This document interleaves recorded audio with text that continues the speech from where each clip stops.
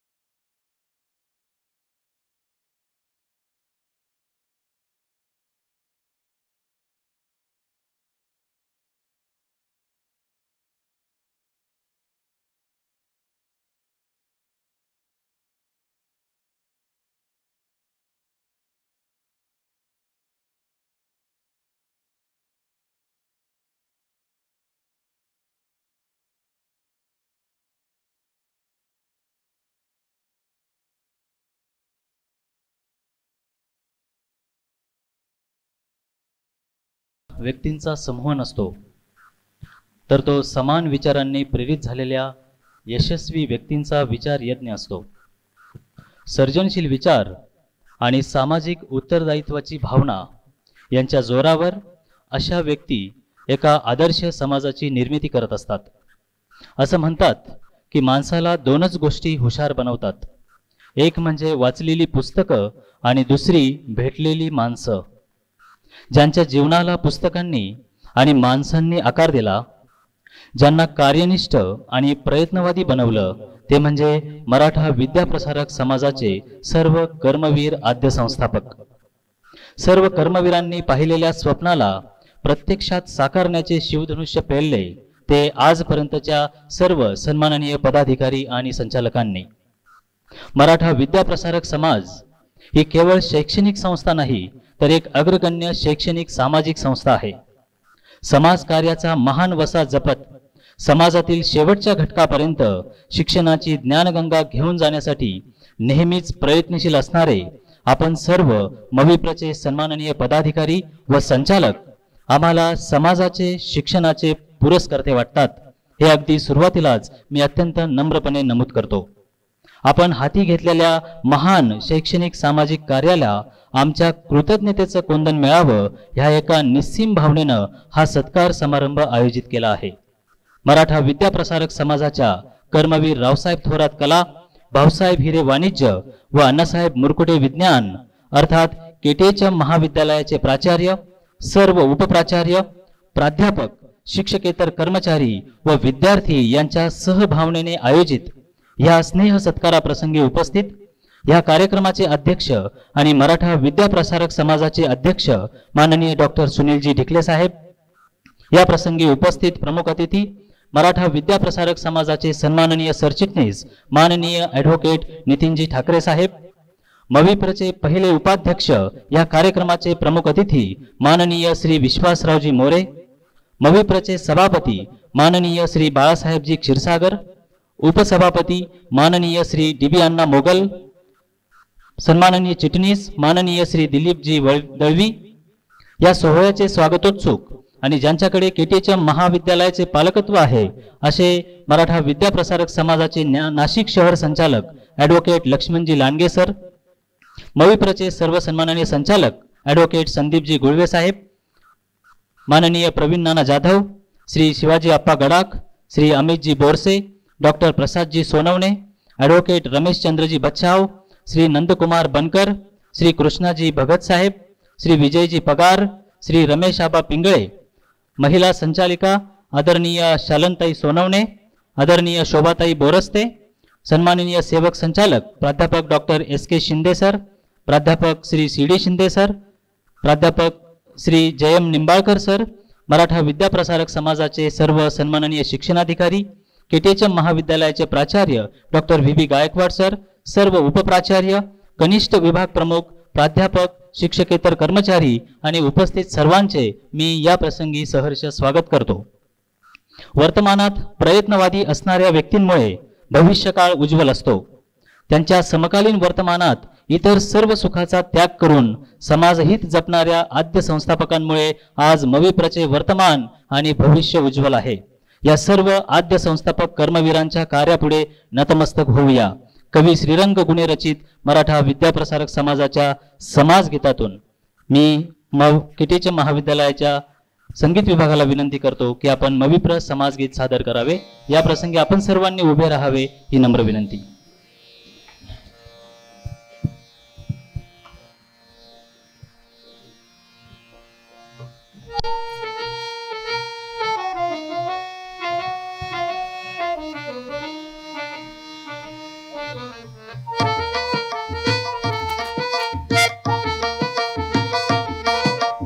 जनकल्याणी देह जिजवली लाजविले चंदना, जनकल्याणी देह जिजवली लाजविले चंदना, कर्मवीर हो ज्ञानवीर हो लाख लाख वंदना, कर्मवीर हो ज्ञानवीर हो लाख लाख वंदना.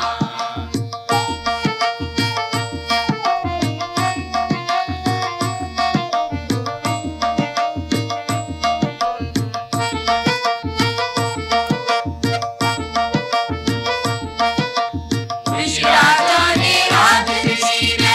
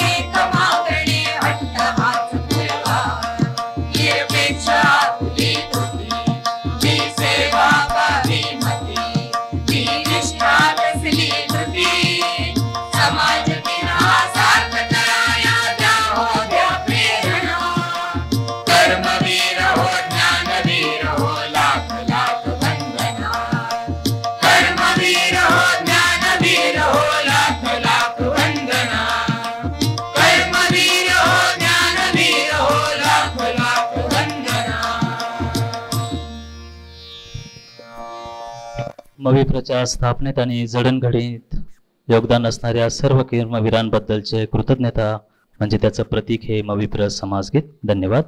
1969 मध्ये स्थापन झालेल्या मविप्र संस्थेचं एक प्रमुख महाविद्यालय म्हणजे KTHM महाविद्यालय.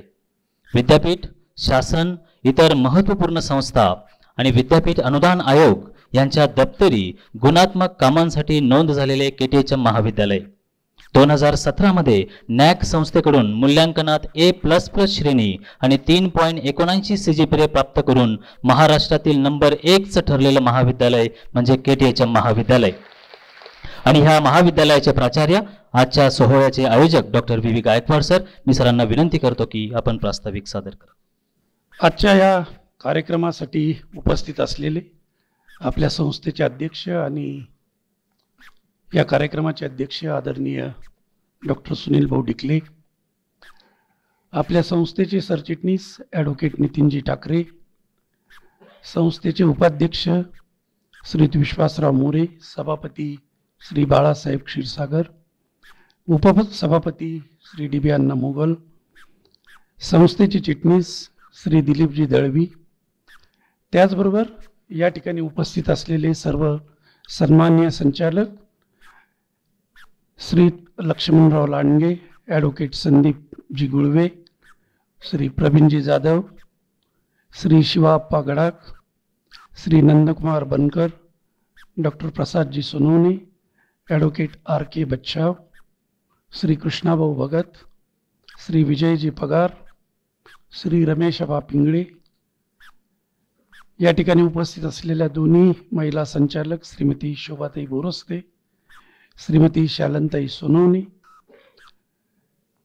आपल्या संस्थेचे सेवक संचालक डॉक्टर SK शिंदे, श्री शिडी शिंदे, श्री जगन्नाथ निंबाळकर, त्याचबरोबर संस्थेचे शिक्षणाधिकारी डॉक्टर DD लोखंडे, डॉक्टर प्राध्यापक संजय पाटील, समोर उपस्थित सर्व उपप्राचार्य, कनिष्ठ महाविद्यालयाचे सर्व विभाग प्रमुख, या ठिकाणी उपस्थित असलेले सर्व प्राध्यापक, बंधू आणि भगिनींनो, त्याचप्रमाणे मंचावर उपस्थित असलेले डॉक्टर अशोकराव पिंगळे, बंधू आणि भगिनींनो,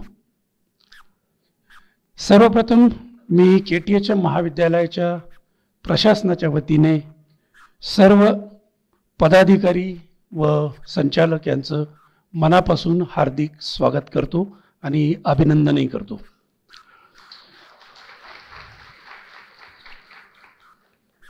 पाटील सरांनी सांगितल्याप्रमाणे मविप्र समाजाच्या जडणघडणीत अतुल्य योगदान दिलेलं आहे त्या कर्मवीर आद्य संस्थापक व समाजधुरीणांना मी सर्वप्रथम अभिवादन करतो. आणि त्याचबरोबर KTHM कॉलेजने क्वालिटेटिव्ह आणि क्वांटिटेटिव्ह जी ग्रोथ झाली त्यासाठी या महाविद्यालयाचे सर्व माजी प्राचार्य, माजी शिक्षक आणि आजी आणि माजी विद्यार्थी या सर्वांना मी सर्वप्रथम धन्यवाद देतो आणि त्यांचे आभारही मानतो. मी आपणापुढे KTHM कॉलेजचं प्रोफाईल अतिशय थोडक्यात मांडण्याचा प्रयत्न करतो. सरांनी सांगितल्याप्रमाणे कॉलेजची स्थापना 1969ला झाली. सुरुवातीला विद्यार्थी संख्या ही 200 पेक्षा कमी होती आणि आज मितीला ती विद्यार्थी संख्या 16,000 पेक्षा जास्त आहे. संख्यात्मक दृष्टीने विचार केला तर पुणे विद्यापीठाच्या कार्यक्षेत्रात सर्वात मोठं कॉलेज आहे. महाविद्यालयामध्ये एकूण 28 डिपार्टमेंट किंवा विभाग आहेत. आम्ही आमच्या महाविद्यालयामध्ये एकूण पदवी स्तरावर 32 प्रोग्राम रन करतो, पदव्युत्तर स्तरावर 27 आणि एकूण 14 रिसर्च सेंटर महाविद्यालयाच्या कॅम्पसवर सध्या आहेत आणि 457 विद्यार्थी त्यांचं PhDचं जे शिक्षण आहे ते घेत आहेत. काही UG आणि PG कोर्सेस असे आहेत की ते फक्त आपल्याच महाविद्यालयात आहे.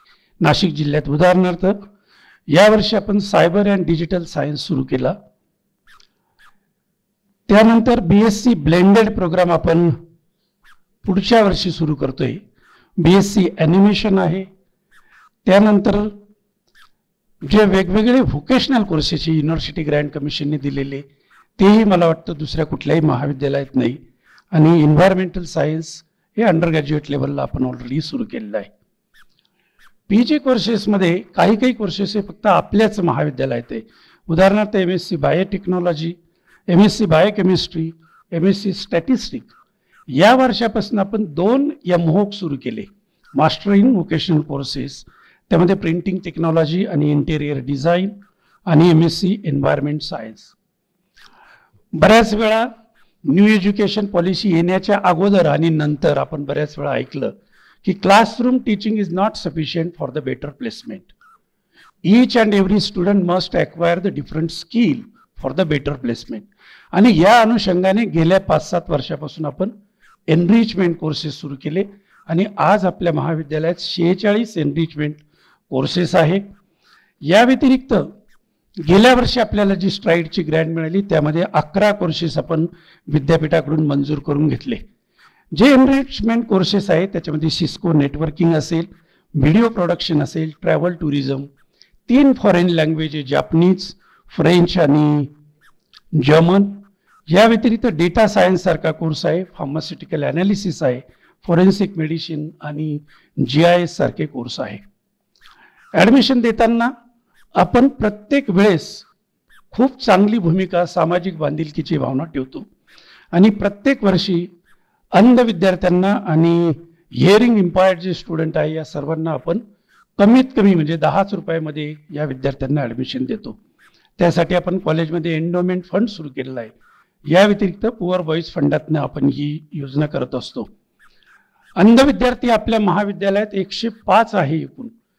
याला कारणही असं आहे की त्या विद्यार्थ्यांचं खूप मोठ्या प्रमाणात प्लेसमेंट झालेलं आहे. या विद्यार्थ्यांसाठी आपण खास लॅब एस्टॅब्लिश केली आहे आणि त्या लॅबमध्ये जॉज, ॲडव्हान्स जॉज सारखे सॉफ्टवेअर आणि साऊथ कोरियाबरोबर आपण जो करार केलेला आहे त्याच्यामध्ये डायरेक्ट रीडर या विद्यार्थ्यांना आपण उपलब्ध करून देत असतो.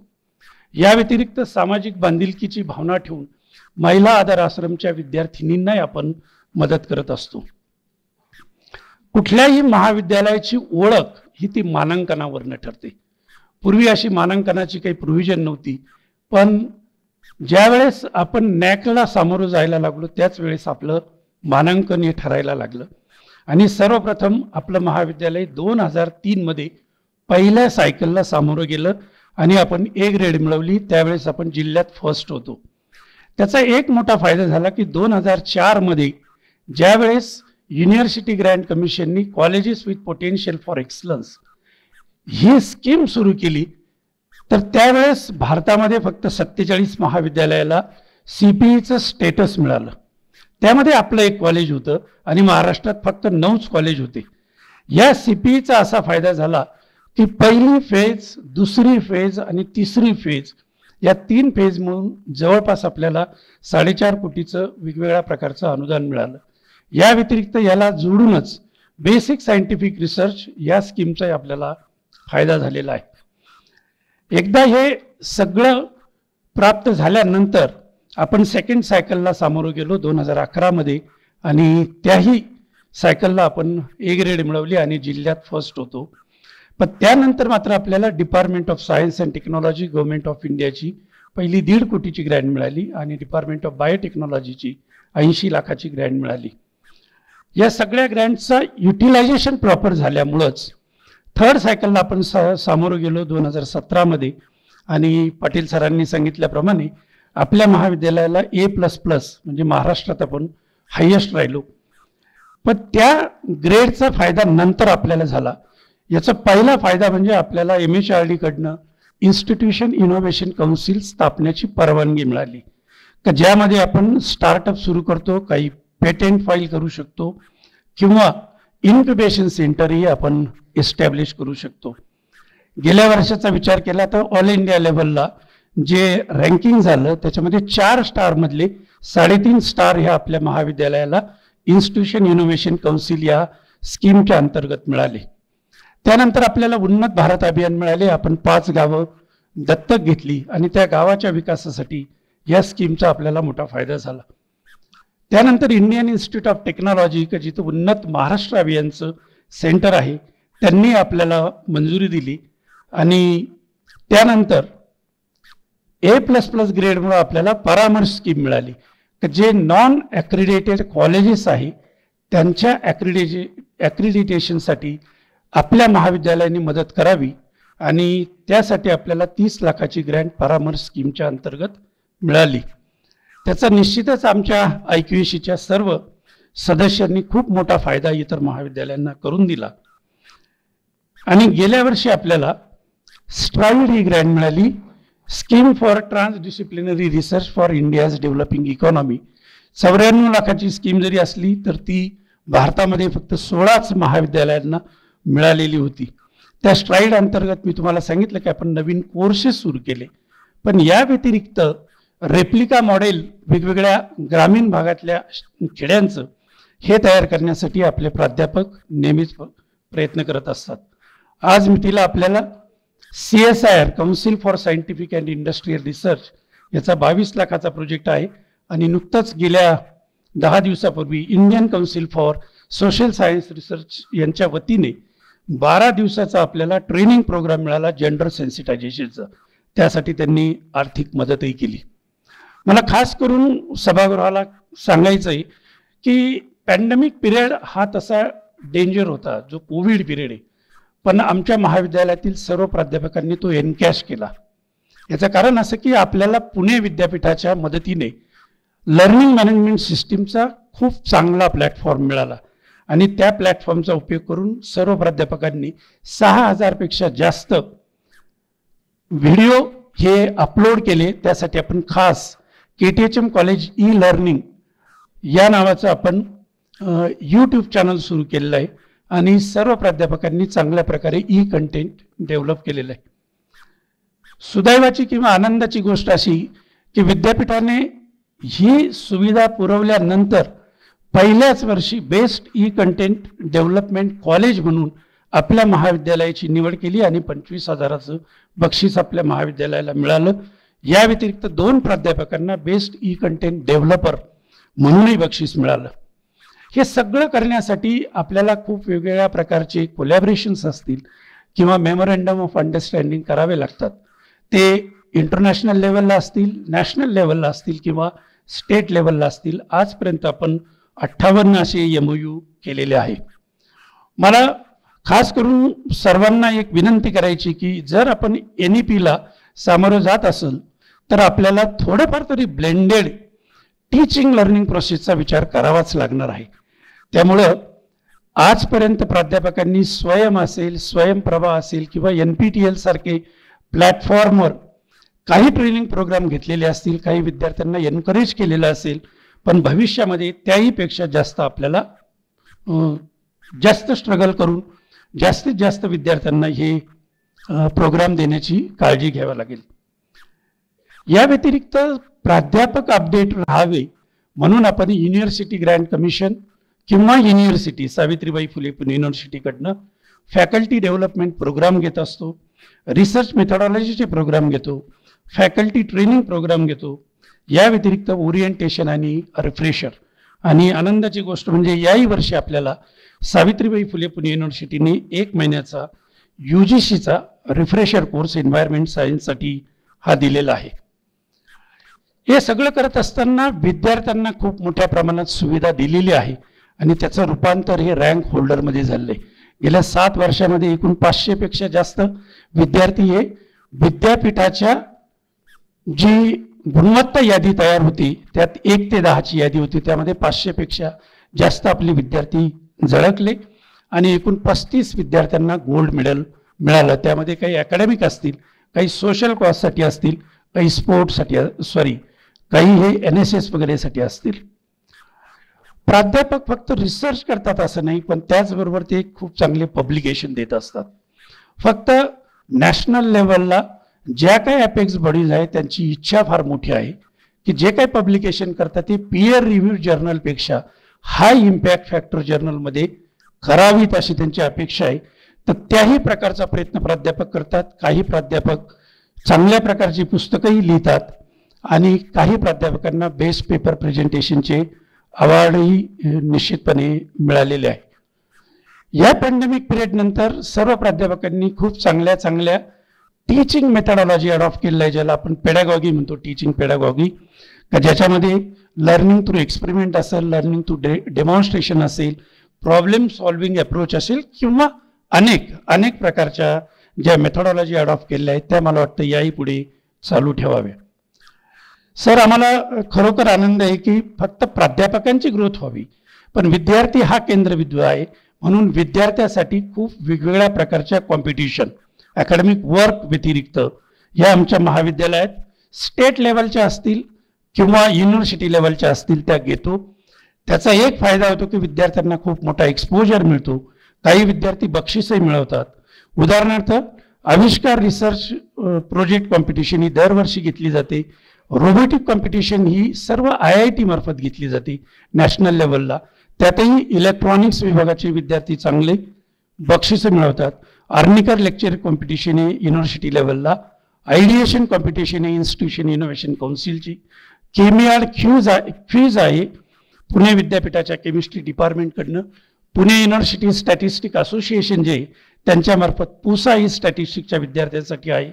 माधवा ही भास्कराचार्य प्रतिष्ठानची मॅथमॅटिक्ससाठी कॉम्पिटिशन आहे. स्टार्टअप रजिस्ट्रेशन ही झुलॉजी मार्फत झुबे या नावाने घेतलेली आहे. मायक्रोबायो ऑलिम्पियाड म्हणजे मायक्रोबायोलॉजीसाठी घेतली जाते. Speed society for promotion of excellence of electronics discipline म्हणजे इलेक्ट्रॉनिक सायन्ससाठी ही घेतली जाते. आणि बायोफेस्ट एक्झिबिशन ही बायोटेक्नॉलॉजी मार्फत घेतली जाते.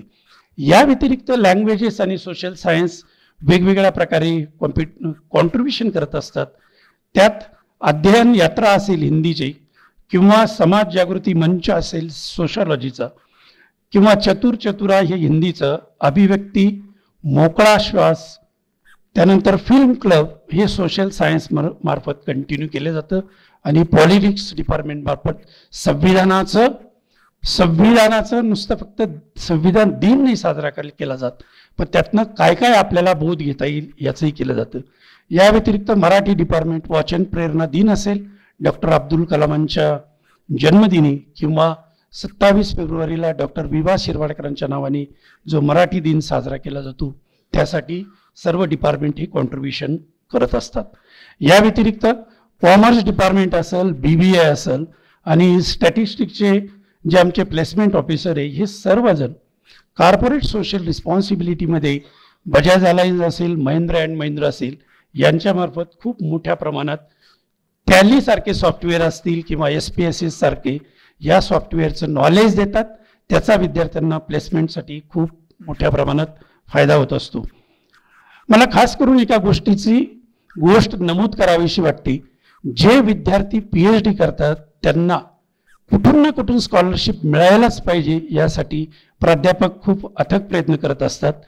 काही विद्यार्थ्यांना UGC ज्युनियर रिसर्च फेलोशिप आहे, काहींना सिनियर रिसर्च फेलोशिप आहे, काहींना डिपार्टमेंट ऑफ सायन्स अँड टेक्नॉलॉजीची इन्स्पायर फेलोशिप आहे. या व्यतिरिक्त महाराष्ट्र शासनाने सुरू केलेली सारथी, महाज्योती, बार्टी याही स्कॉलरशिप मिळालेल्या आहे. आणि यांचा व्हॉल्यूम जो आहे तो 21,000 रुपये पर मंथ ते 40,000 रुपये पर मंथ असे 2 वर्ष प्रत्येक विद्यार्थ्याला मिळत असतात. आणि आज मी तिला काही प्राध्यापक आणि काही विद्यार्थी मिळून 61 अशा लोकांनी हा बेनिफिट घेतलेला आहे. एवढ्यापुरतंच मर्यादित न राहता प्रत्येक डिपार्टमेंट आपल्या विद्यार्थ्यांनी सेट नेट क्रॅक करावं. सायन्स डिपार्टमेंट गेटसाठी प्रयत्न करत असतात आणि कॉमर्स डिपार्टमेंट ही CA CS ICWAच्या परीक्षा उत्तीर्ण व्हावं विद्यार्थ्यांनी यासाठी प्रयत्न करत असतात. यासाठी आम्ही आमच्या कॅम्पसमध्ये सेंट्रल इन्स्ट्रुमेंटेशन फॅसिलिटी उपलब्ध करून दिली, ज्यामध्ये सगळे सॉफिस्टिकेटेड इक्विपमेंट आहे. कॉलेज कॅम्पसवर एनर्जी लॅब आहे. या व्यतिरिक्त वेदर स्टेशनही उपलब्ध करून दिले. विद्यार्थ्याचा विकास होण्यासाठी लायब्ररी आणि लर्निंग रिसोर्सेस खूप मोठ्या प्रमाणात प्रोव्हाइड करावे लागतात. त्यासाठी लायब्ररीचं ऑटोमेशन केलेलं आहे. आणि खास करून KTHM कॉलेज डिपॉझिटरी नावाची एक आपण साईट तयार केली की ज्याच्यावर विद्यार्थ्यांना आपण ॲडिशनल मटेरियल हे प्रोव्हाइड करू शकतो. विद्यार्थ्याची अकॅडमिक ग्रोथ हेच एम नसतं, पण त्याची मॉरल, सोशल आणि फिजिकल डेव्हलपमेंट व्हायला पाहिजे. यासाठी वेगवेगळ्या सपोर्टिंग सर्व्हिसेस कॅम्पसवर आहे, ज्याच्यामध्ये NSS आहे, NCC आहे. त्याचबरोबर स्टुडंट डेव्हलपमेंट ऑफिस असेल किंवा स्पोर्ट्स असेल किंवा कल्चरल असेल, या सगळ्यांचं कॉन्ट्रीब्युशन खूप मोठ्या प्रमाणात आहे. NSS मध्ये प्रत्येक वर्षी आपल्या महाविद्यालयाला बेस्ट व्हॉलेंटियर, बेस्ट कोऑर्डिनेटर हे युनिव्हर्सिटी आणि स्टेट लेवलला पुरस्कार ऑलरेडी मिळालेले आहे. पण जागर जाणीवांचा हा स्टेट लेवल अवॉर्ड मिळाला. इंदिरा गांधी नॅशनल सर्व्हिस स्कीमच्या अंतर्गत आपल्याला नॅशनल लेवलचा पुरस्कार विनायक राजगुरू या विद्यार्थ्याला मिळालेला होता. त्याचप्रमाणे road safety award ministry of home affairs government of इंडियाकडून मिळालेला होता. या व्यतिरिक्त आपण नॅशनल इंटिग्रेशन कॅम्प असेल, ब्लड डोनेशन कॅम्प असेल, वृक्षारोपण असेल, कंटिन्युअस कंटूर ट्रंचेस असतील, आणि त्यासाठी गेल्या 10-12 वर्षामध्ये आपण 5 गावांचा चांगला विकास केला आहे, ज्याच्यामध्ये धोंडेगाव आहे, सय्यद पिंपरी आहे, तिरड शेत आहे आणि दरी आहे. या गावांना आपण कंटिन्युअस कंटूर ट्रंचेस बनवून पाण्याची सोय करून दिली, पण त्याचप्रमाणे मोठ्या प्रमाणात वृक्ष लागवडीसाठी कॉन्ट्रीब्युशन झालेलं आहे. NCC आर्मी आणि गर्ल्स हे दोन्ही युनिट आपल्याकडे आहे.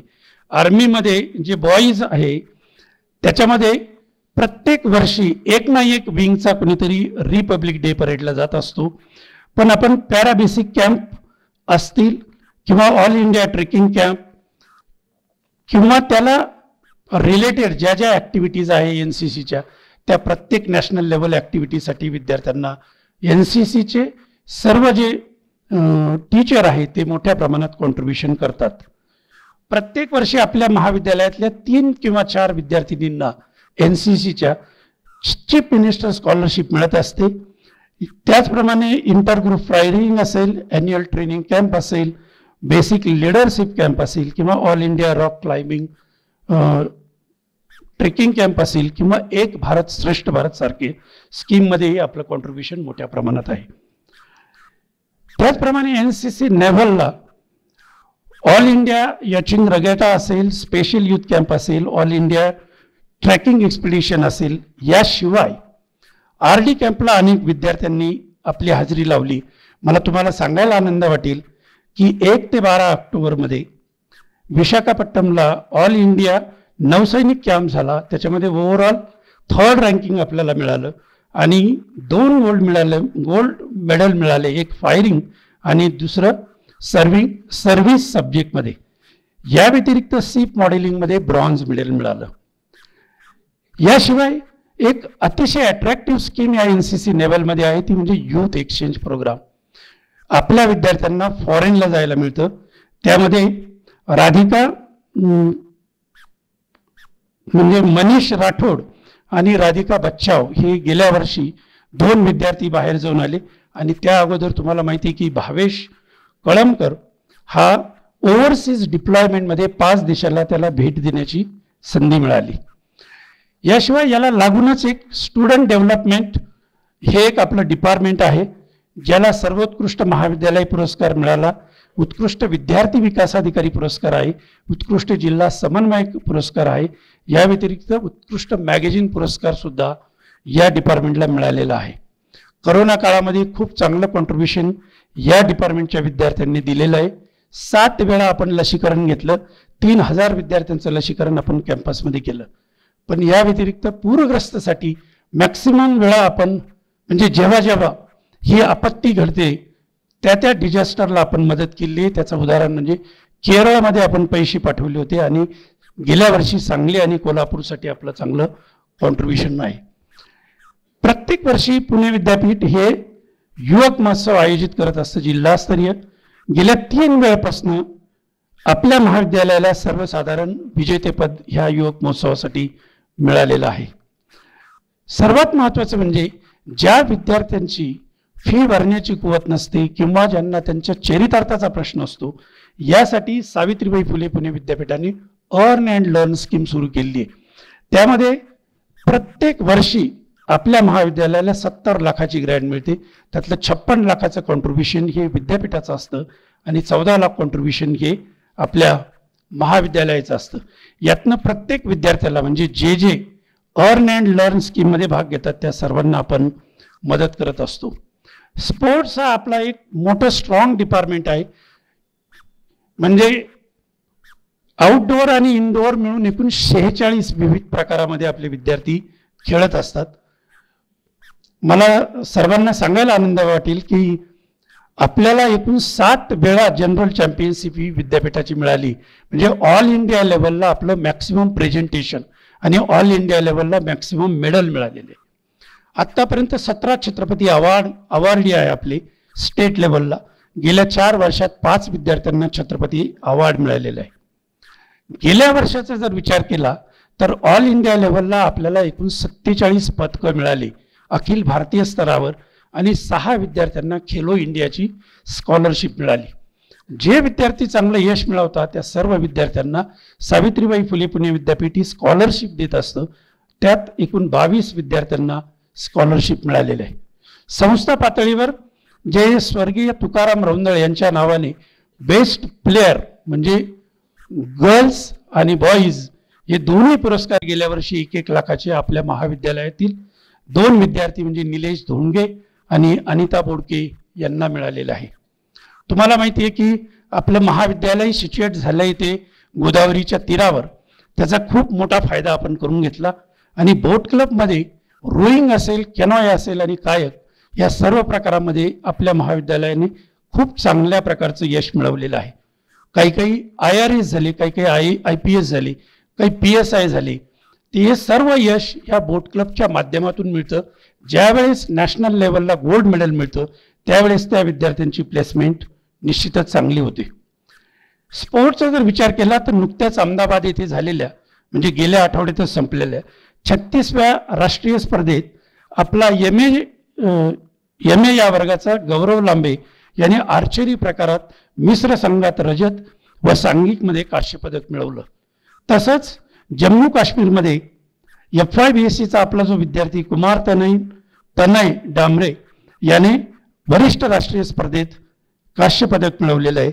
आणि मला खास करून आनंद या गोष्टीचा वाटतो, SYBAची एक विद्यार्थिनी आहे ती खेलो इंडियामध्ये हॉकीला आज म्हणजे अजूनही तिथंच आहे. ती लखनौला पंच म्हणून काम करते. म्हणजे हे सगळे मेडल क्रॉस करून तिचं हे खेळामधलं अचिव्हमेंट आहे. मला खास करून जे माजी विद्यार्थी त्यांचं सांगायला आवडेल. याचं कारण असं का आपला जो MA इंग्लिश झालेला जो विदित गुजराती नावाचा विद्यार्थी होता त्याने नॅशनल लेवलला ग्रँड मास्टर मिळवलं चेसमध्ये, इंटरनॅशनल ग्रँड मास्टर मिळवलं आणि आज तो जगामध्ये 32व्या स्थानावर आहे. पण तो आता माजी विद्यार्थी आहे. सिद्धार्थ ठाकूर नावाचा जो विद्यार्थी टॉप इंडियन प्लेअर म्हणून त्याला गौरवलं गेलं बॅडमिंटनमध्ये. प्रियांका घुंगरे ही विद्यार्थिनी अपंग होती पण पॅरा ऑलिम्पियाडमध्ये ज्युडोमध्ये तिला ब्रॉन्झ पदक मिळालं. साऊथ कोरियाला जाण्यासाठी आपण तिला भरपूर मदत केलेली होती. याशिवाय मी जो सांगितला गौरव लांबे हा ज्यावेळेस अर्जेंटिनाला गेला म्हणजे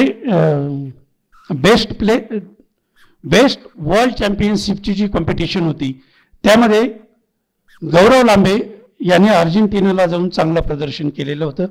आणि नुकतंच ज्या विद्यार्थ्याला आपण दत्तक घेतलं जो सुरगाण्याचा अतिशय दुर्गम भागातला होता दत्ता बोरशे, ॲथलेटिक्ससाठी आपण त्याला मदत करत होतो, त्याला बेस्ट प्लेअर ऑफ SPPO म्हणजे आपल्या विद्यापीठाचा आणि नुकतीच त्याची तहसीलदार म्हणून निवड झालेली आहे. या सर्वांसाठी संस्था पातळीवर आणि कॉलेज पातळीवर भरपूर मदत होत असते.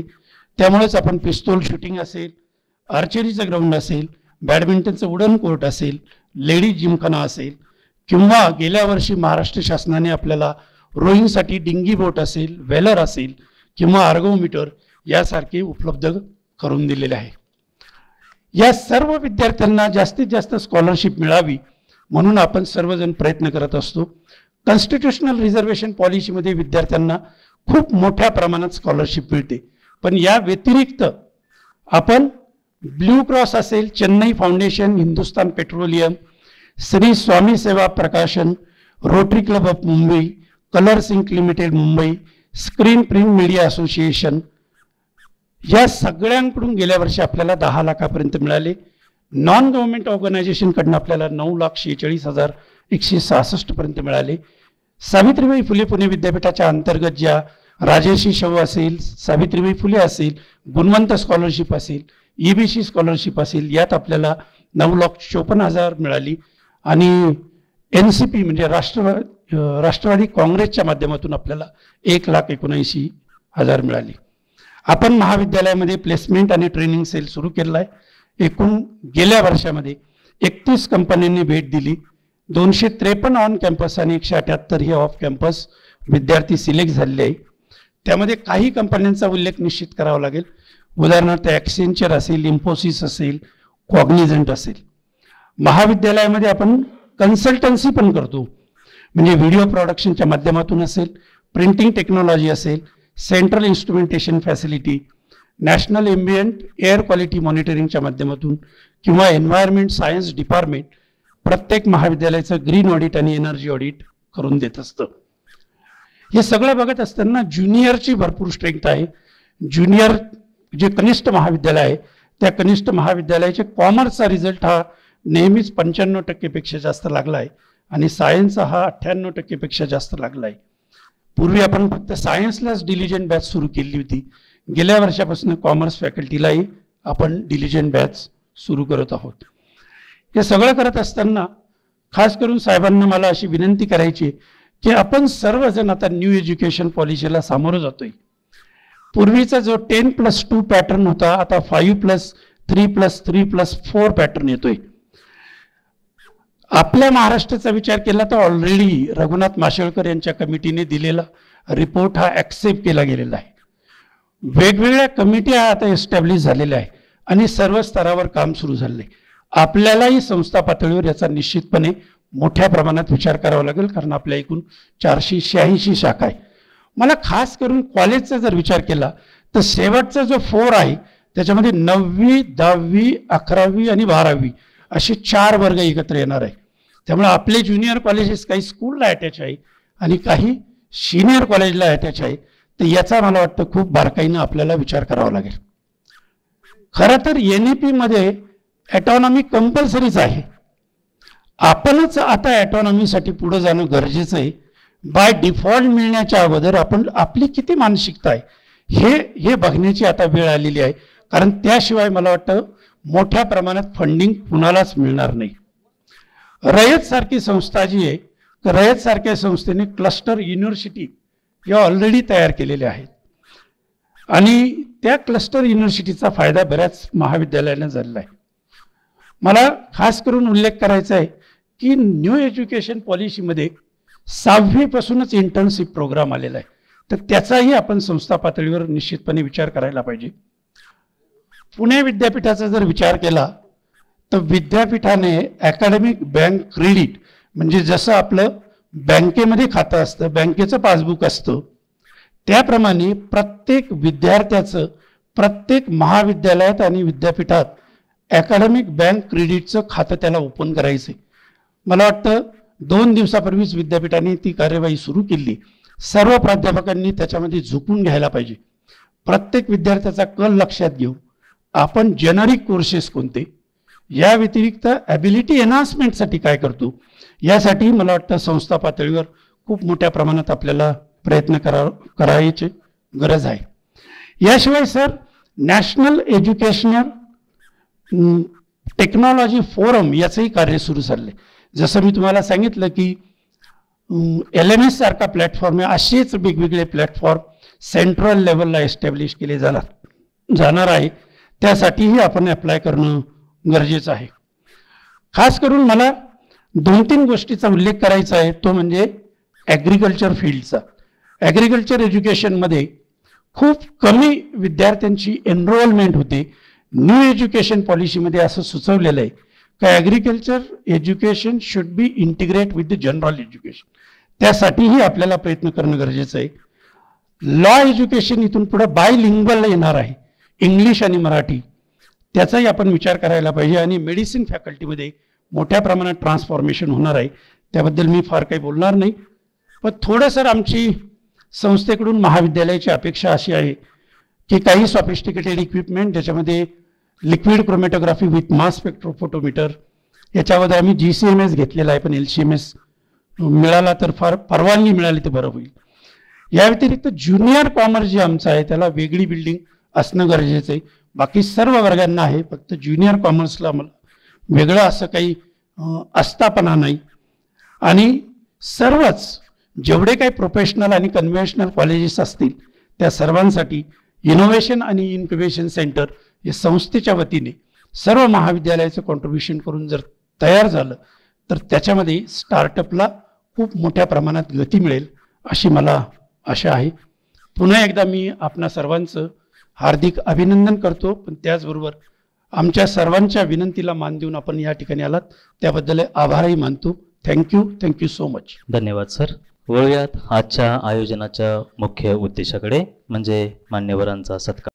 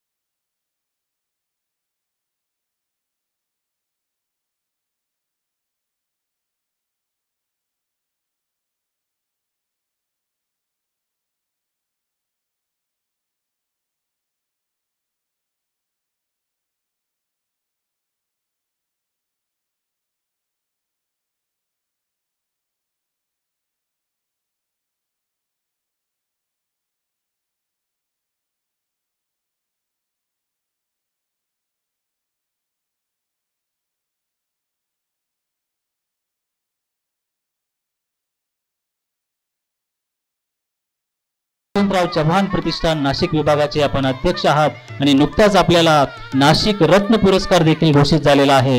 या सर्वांसाठी आणि आपली मविप्र सरचिटणीस म्हणून निवड झाली यासाठी आपला हा केटीएचएम परिवारातर्फे हृदय सत्कार. मराठा विद्याप्रसारक समाजाचे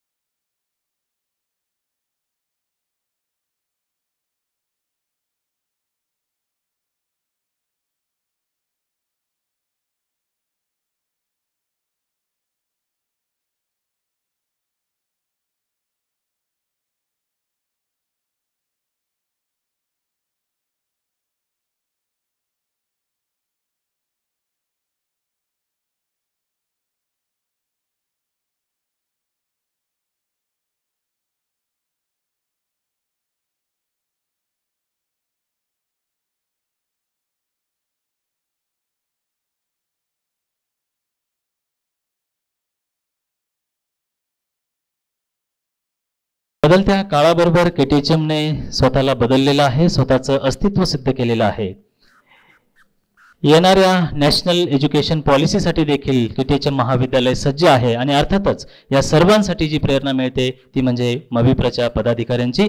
बहुजन हिताय बहुजन सुखाय हे केवळ ब्रीद वाक्य नाही, तर मविप्रशी संबंधित प्रत्येकाचा ध्यास बनलेला आहे. सर्व महान कर्मवीरांच्या कार्याचा वसा आणि वारसा समर्थपणे पेलण्याचे श्रेय जातं ते मविप्रच्या अनुभवी, सुशिक्षित आणि सुसंस्कृत पदाधिकाऱ्यांना. मविप्रचे सन्माननीय सरचिटणीस माननीय ॲडव्होकेट नितीनजी ठाकरे साहेब या प्रसंगी प्रमुख अतिथी म्हणून उपस्थित आहेत. मी साहेबांना विनंती करतो की या प्रसंगी आपण मनोगत व्यक्त करावं. आज या ठिकाणी मराठा विद्याप्रसार संस्थे संचलित केटीएचएम महाविद्यालयाच्या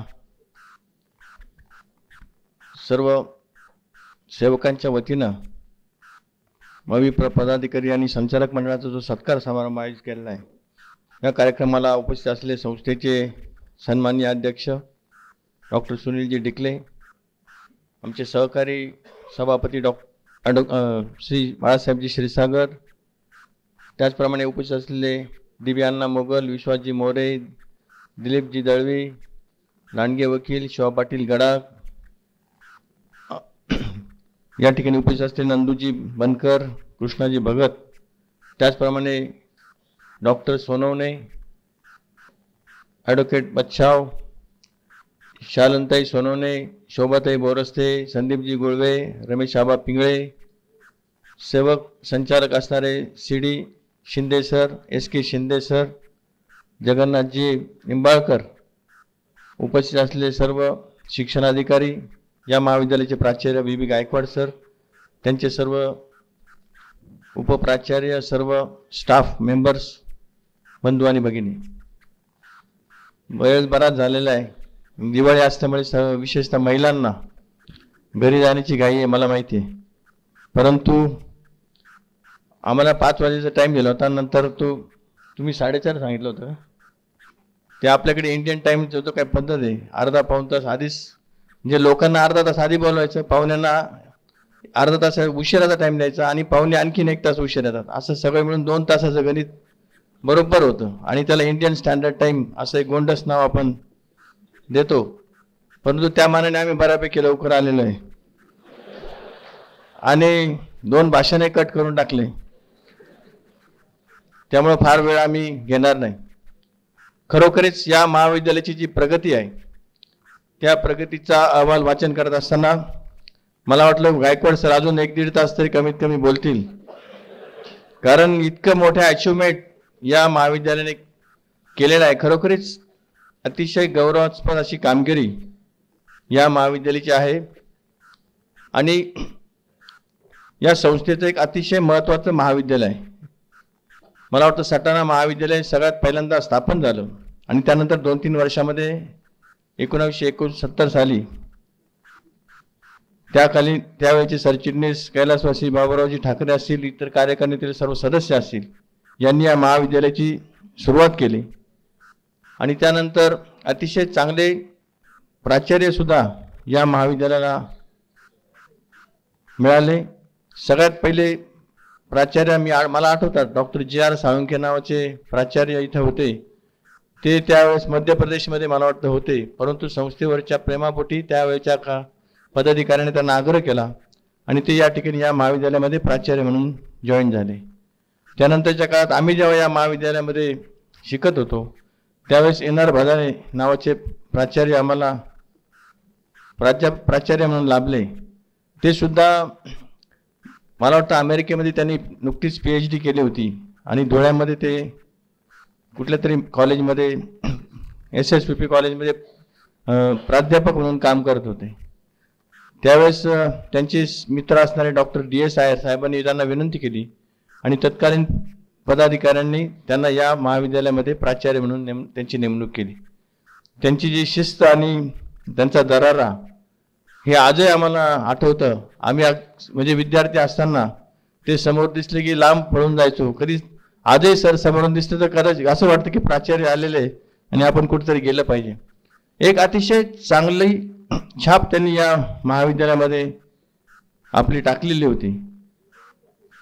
खरं म्हणजे महाविद्यालय याचा जो काही विस्तार इतका मोठ्या प्रमाणामध्ये झाला आहे, या असं म्हटलं जातं की आपलं जे काही आता इथलं कॅम्पस आहे, या कॅम्पसमधला मॅक्झिमम पोर्शन KTHM कॉलेजने गिळंकृत केलेला आहे किंवा काय, गिळंकृत हा शब्द चुकीचा असेल, परंतु तिथे बहुतेक जागा ही या महाविद्यालयाच्या वेगवेगळ्या इमारती असतील, जिमखाना असेल, ग्राउंड असेल, या सगळ्या गोष्टींनी व्यापलेली आहे. आणि त्यामुळं ह्या कॉलेजला खरं म्हणजे एक्सपान्शनला इतका मोठा वाव आहे की सगळी जागा जरी त्यांना दिली तरी ती कमी पडेल, अशा प्रकारची प्रगती या कॉलेजची चाललेली आहे. पुणे विद्यापीठातलं अतिशय महत्त्वाचं कॉलेज, या कॉलेजने अनेक चांगली मानांकनं मिळवली आहेत, अनेक बक्षिसं मिळवली आहेत, इतक्या मोठ्या प्रमाणामध्ये छत्रपती अवॉर्डीज आहेत, वेगवेगळ्या क्षेत्रामध्ये काम करणारे चांगले विद्यार्थी या ठिकाणी घडवलेत. मग विनीत गुजरातीचा जो उल्लेख झाला, मला आठवतं विनीत गुजरात त्यावेळेस मी सुद्धा संस्थेमध्ये पदाधिकारी म्हणून काम करत होतो आणि त्याचे वडील त्याला घेऊन आले की सांगितलं की मला माझ्या मुलाला या कॉलेजमधून काढून टाकायचे, कारण माझ्या मुलाला चेसच्या कॉम्पिटिशनच्या निमित्तानं बाहेर जावं लागतं आणि या महाविद्यालयामध्ये प्रेझेंटी कंपल्सरी असल्यामुळे त्याला बसू दिलं जात नाही, त्याची परीक्षा होणार नाही, त्यामुळं आम्हाला इथून दाखला पाहिजे किंवा आम्हाला नाही इथून जायचं आहे बाहेर. त्यावेळेस आम्ही ठरवलं की असा इतका गुणी विद्यार्थी जर आपल्या कॉलेजमध्ये असेल तर काही प्रमाणामध्ये त्याला सवलत दिली पाहिजे आणि त्यानंतर त्याला ज्या काही योग्य त्या सवलती दिल्या गेल्या आणि आज तो आंतरराष्ट्रीय क्षेत्रामध्ये चेस या प्रकारामध्ये अतिशय चांगलं नाव कमावतोय आणि आपल्या देशाचं नाव उज्ज्वल करतोय.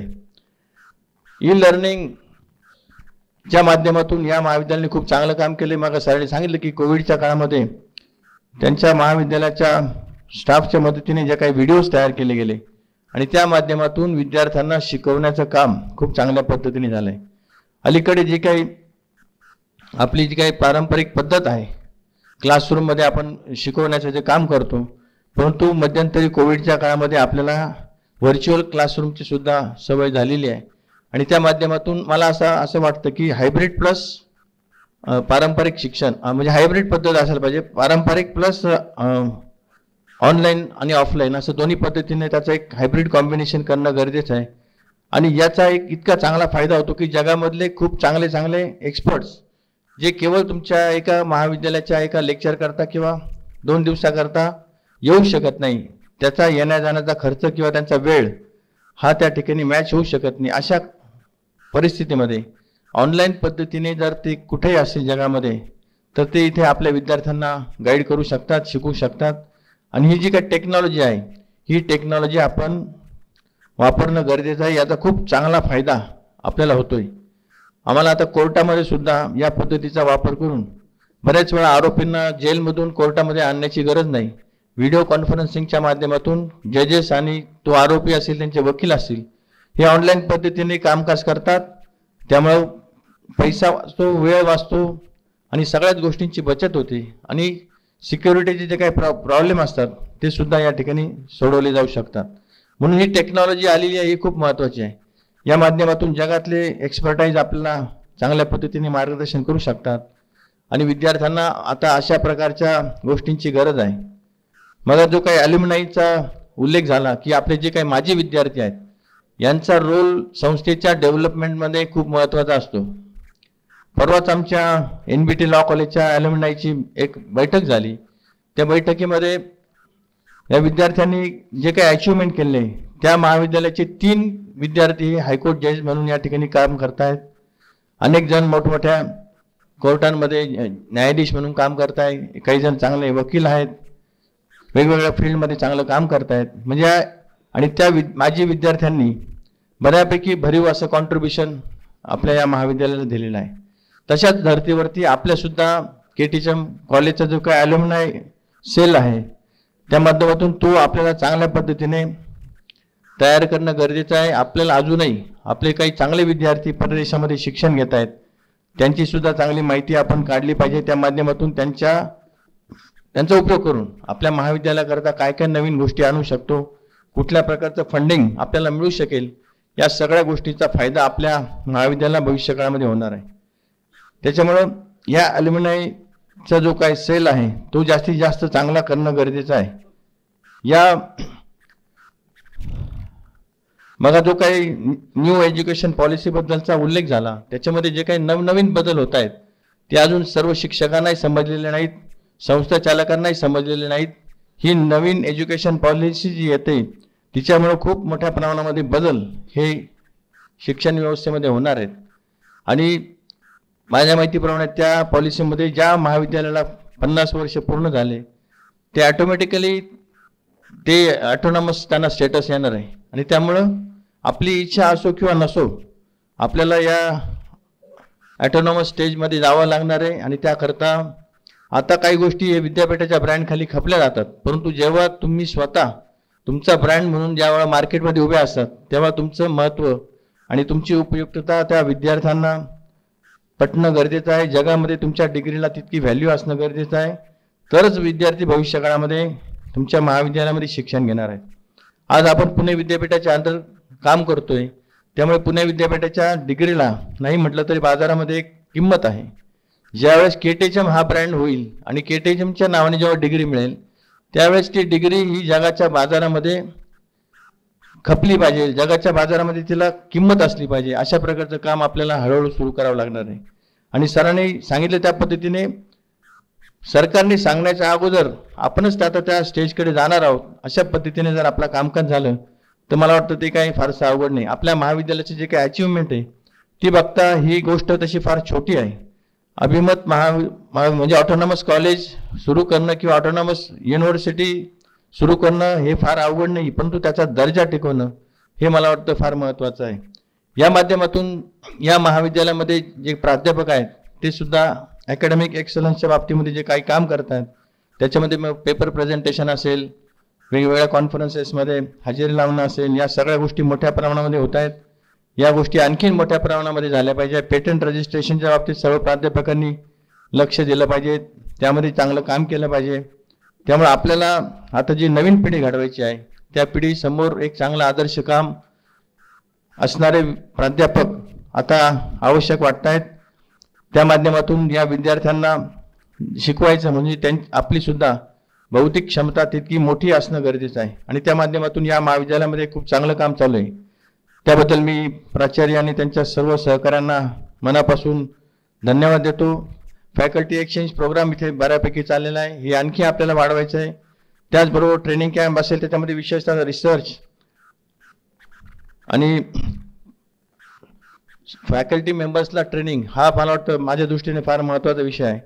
आणि मी मागे सुद्धा 1-2 वेळा भाषण केलेलं आहे की ही जी काही नवीन कार्यकारिणी निवडून आलेली आहे याच्यामध्ये आम्हाला फक्त अकॅडमिक गोष्टींमध्ये जास्त रस आहे. त्यामुळे याच्यामध्ये जास्तीत जास्त काम करणं गरजेचं आहे. प्राध्यापकांनी सुद्धा या गोष्टींवरती जास्तीत जास्त भर द्यावा.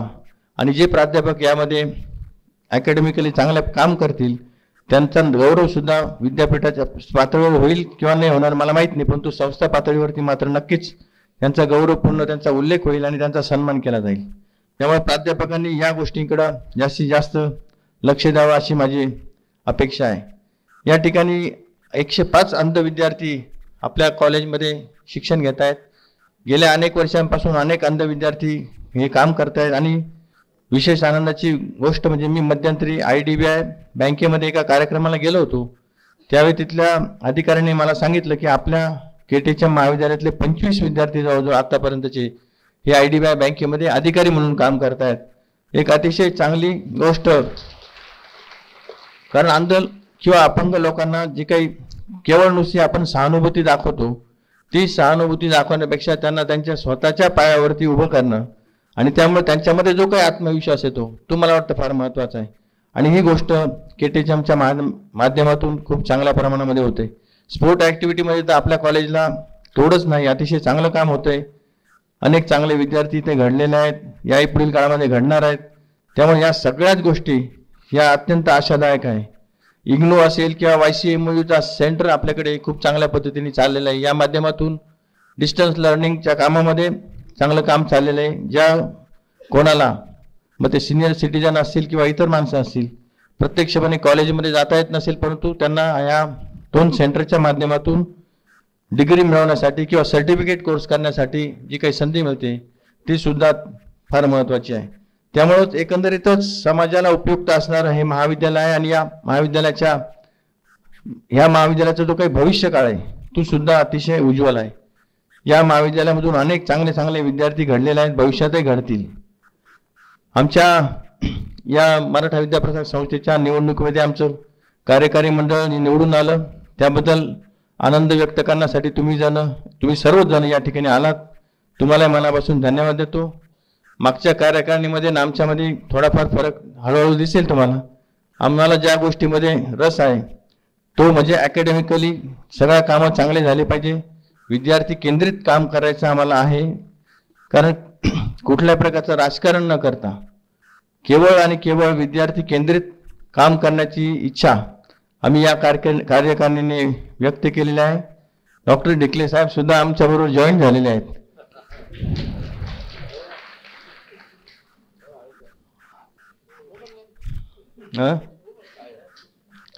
त्यामुळं जो काही सभासदांनी कौल दिलेला आहे तो कौल मान्य करून येत्या 5 वर्षामध्ये या संस्थेचं काम अतिशय चांगल्या पद्धतीने आपल्याला करायचं आहे. केटीचम कॉलेजमध्ये इतकी क्षमता आहे की आपले जे काही इतर महाविद्यालय आहेत जे थोडेसे मागं आहेत, ग्रामीण भागामध्ये आहेत, त्या महाविद्यालयांमध्ये त्यांना सुद्धा गाईड करण्याचं काम आणि पालकत्व केटीचम महाविद्यालयाने घेतलं पाहिजे.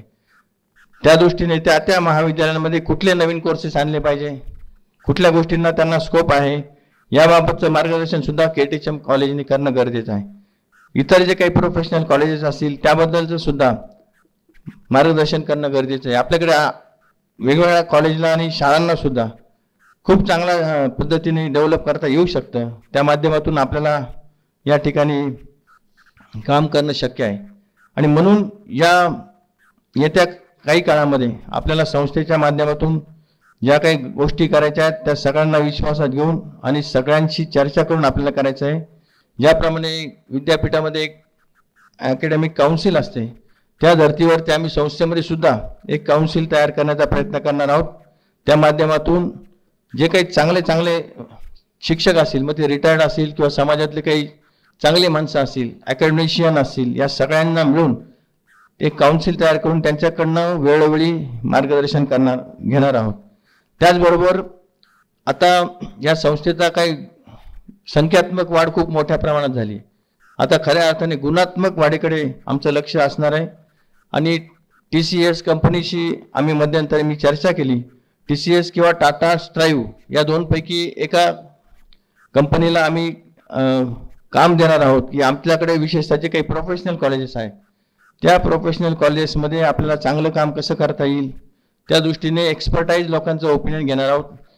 कधी कधी आपण अत्यंत रॉ पद्धतीने शिक्षण संस्था चालवतो, त्याला कुठल्याही प्रकारचं म्हणजे काही जस्टिफिकेशन देत नाही की अमुक माणसाला तुम्ही नोकरी देतात, याचं काय जस्टिफिकेशन, तर त्याच्या घरामध्ये 5 सभासद म्हणून द्या नोकरी त्याला. हा जो काही प्रकार गेल्या काही दिवसापासून चालूला आहे हा मला वाटतं अत्यंत चुकीचा आहे. विशेषतः जे प्रोफेशनल कॉलेजेस आहेत ते त्या पद्धतीने चालवणं गरजेचं आहे.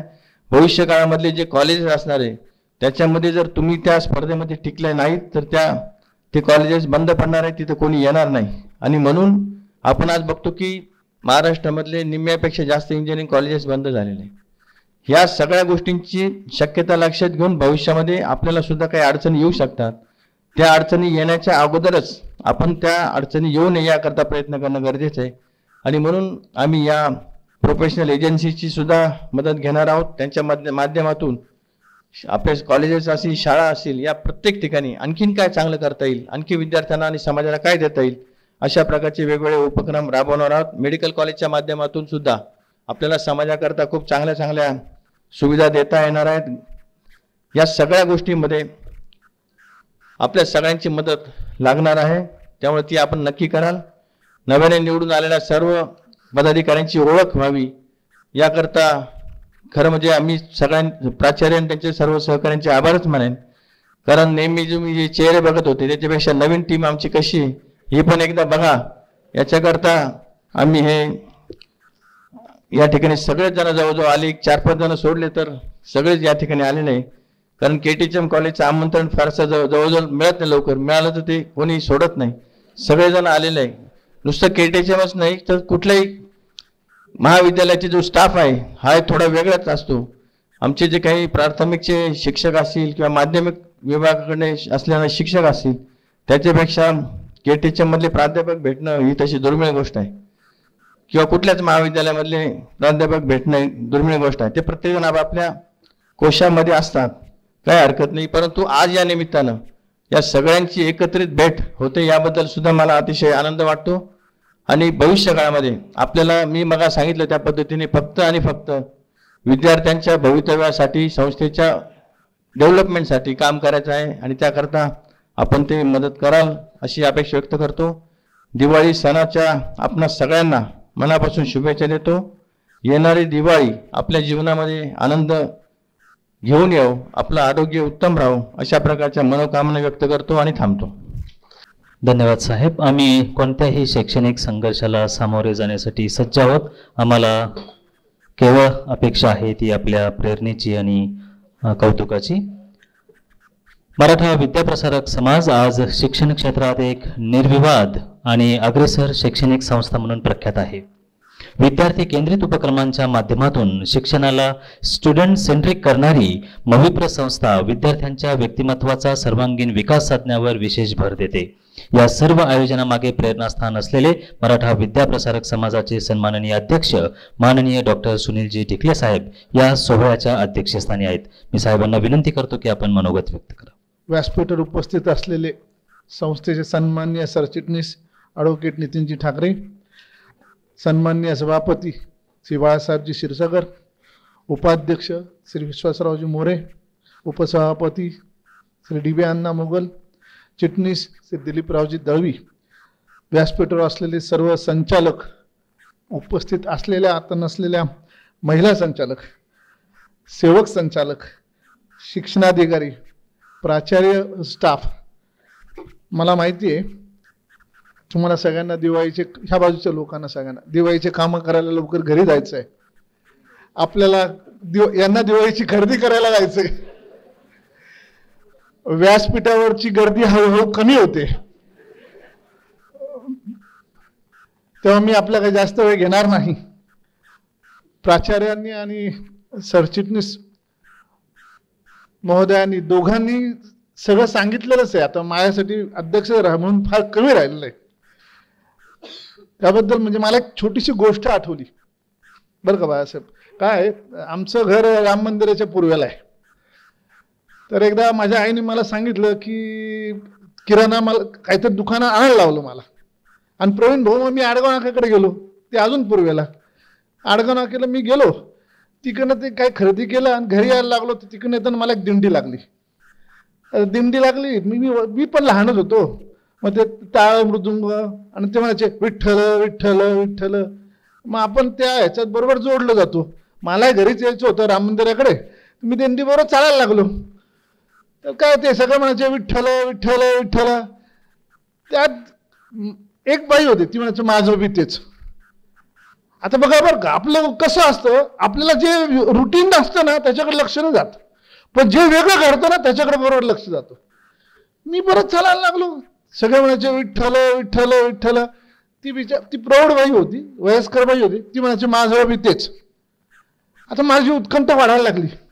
सगळे विठ्ठल विठ्ठल विठ्ठल म्हणतात, ह्या मात्र जे आजी आहेत ते म्हणतात माझं बी तेच. मी हळूहळू त्यांचा पाठलाग करायला लागलो. मग घर आलं. मी घराच्या पुढे गेलो. माझा एक मित्र माझ्याकडे पाहायला लागला. अरे घर तर मागे राहिला, तू कुठे चालला? मी त्याला खुणवलं, चल म्हणलं आपण त्यांच्या मागे जाऊ. मग ते माझ्या घरावरनं राम मंदिरात गेले. राम मंदिराच्या ओरसीवर ते बसले.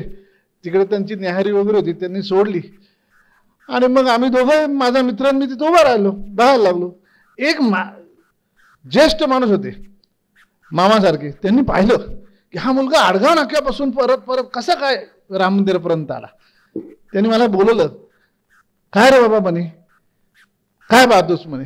मी तुला बघतो म्हणे, तू आडगाव नाक्यापासून आमच्या मागे आलास म्हणे. राहतोस कुठे? मी सांगितलं इथं समोर रामबागेतच राहतो मी. म्हणजे काय पाहिजे? म्हटलं काय नाही, तुम्ही सगळे तिकडून येत होते, तुम्ही सगळे म्हणत होते विठ्ठल विठ्ठल विठ्ठल. त्या बाई म्हणत होत्या माझं बी तेच. ते हसायला लागले. तेव्हा म्हटलं तुला माहिती आहे का म्हणे ते असं काय म्हणतात? म्हटलं काय? अरे त्याच्या नवऱ्याचं नाव विठ्ठल म्हणे. त्यामुळे जे प्राचार्यांनी सांगितलं माझं बी तेच, जे सरचिटणीस साहेबांनी सांगितलं माझं बी तेच. त्यामुळे जास्त काही बोलत नाही. बरंच बोलण्यासारखं आहे. KTHM कॉलेज खरंच हा MVP मुकुटमणी आहे आणि खरंच गायकवाड सर त्यांनी खरंच लीड केला पाहिजे, लीडरसारखं काम करायला पाहिजे. आणि न्यू एज्युकेशन पॉलिसी येते, त्या पॉलिसीमध्ये जरी तुम्हाला ऑटोनॉमस मिळणार असेल तर क्वालिटी ही मात्र आपल्यालाच टिकवावं लागेल. जर क्वालिटी टिकवली तर बाजारात आपली पत राहणार आहे. आपली पत बाजारात राहिली तर आपलं स्टेटस आत्ता आहे तसंच राहणार आहे. सर मानांकन जरी म्हणजे कॉलेजची ओळख जरी मानांकनावर असली तर मला असं वाटतं इथं असले विद्यार्थी आणि इथं असणारे शिक्षक ही पण खऱ्या अर्थाने कॉलेजची ओळख आहे. ते दोन ज्याप्रमाणे डेव्हलप होतील, मोठे होतील, मला वाटतं मानांकनासारखंच कॉलेजचं नाव सुद्धा त्याप्रमाणे मोठं होईल. रिसर्च, इनोव्हेशन आणि पब्लिकेशन ह्या गोष्टी आता टाळता येणार नाहीयेत. ह्या तिन्ही गोष्टी तुम्हाला ह्या अभ्यासक्रमात लागणारच आहेत. रिसर्च असो, इनोव्हेशन असो, पब्लिकेशन असो. आणि कोविडमध्ये तुम्ही खूप चांगलं काम केलं व्हर्च्युअली. सरचिटणीस साहेब म्हटलं तसं खरंच आहे. मी आज सकाळी साहेब बरं का साक्ष व्हर्च्युअली दिली, म्हणजे कोर्टाने सुद्धा माझी साक्ष आज व्हर्च्युअली घेतली. आता ह्या गोष्टी येणार आहेत आणि ह्या गोष्टींना आपल्याला फेस करायचं आहे. त्यामुळे ह्या सगळ्या गोष्टींची सांगड घालून एक चांगलं प्रगती करूया आणि एक चांगलं कॉलेज म्हणून उभ्या महाराष्ट्राला माहिती आहे ते देशाला असंच परिचित करूया अशी आशा या ठिकाणी व्यक्त करतो. तुम्हाला सगळ्यांना दिवाळीच्या शुभेच्छा देतो आणि थांबतो. जय हिंद, जय महाराष्ट्र. धन्यवाद साहेब. आमच्या प्रयत्नांचं आपण केलेलं कौतुक आम्हाला नेहमीच पुढे पुढे घेत जाईल. सत्कार कार्याचा असतो, सत्कार कर्तृत्वाचा असतो. सत्कारामुळे इतरांना प्रेरणा मिळते, प्रेरणेमुळे समाजात परिवर्तन घडत असते आणि म्हणून अशा उमद्या व्यक्तिमत्वांचा सत्कार होणं ही एक सामाजिक गरज बनते. आजच्या या कार्यक्रमाच्या प्रसंगी आपण सर्व सन्माननीय पदाधिकारी, संचालक मंडळ, महिला संचालक, सेवक संचालक, सर्व शिक्षणाधिकारी यांनी आमचा सत्काराचा स्वीकार केला. त्याबद्दल आम्ही KTHM परिवारातर्फे आपले सर्वांचे मनपूर्वक आभार व्यक्त करतो आणि माननीय अध्यक्षांच्या पूर्व परवानगीने हा कार्यक्रम संपला असं जाहीर करतो. राष्ट्रगीतासाठी आपण सर्वांनी उभं राहायचं आहे. जनगण मन अधिनायक जय हे भारत भाग्य विधाता. पंजाब सिंध गुजरात मराठा द्राविड उत्कल गंगा. विंध्य हिमाचल यमुना गंगा उच्चल जलधि तरंगा. तव शुभ नामे जागे, तव शुभ आशीष मांगे. गाहे तव जय गाथा, जन गण मंगलदायक जय हे भारत भाग्य विधाता. जय हे, जय हे, जय हे, जय जय जय जय हे.